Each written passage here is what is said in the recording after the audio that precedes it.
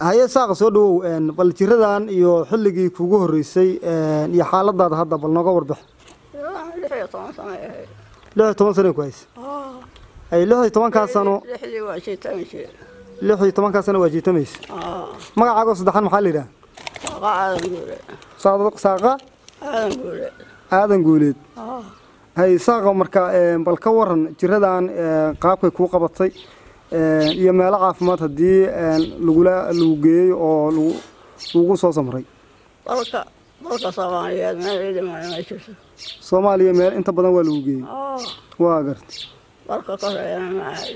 meel ka sheedan ma aadin waa gartay waxaan iga reebtay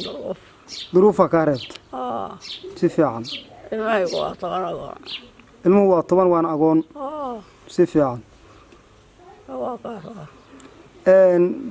qolooyinka caafimaadku maxay kula wadaageen tiradaadu mid wax laga qaban karaa mase tiradaadu waxay ku yiraahdeen waxba laga qaban karee waxba laga qaban karaa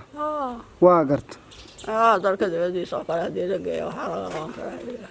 waxa fursada in dalka dabadiisa lagu geeyo si xaaladaada loola tacaalo halkaas waxay ku yiraahdeen fursada kaaga furan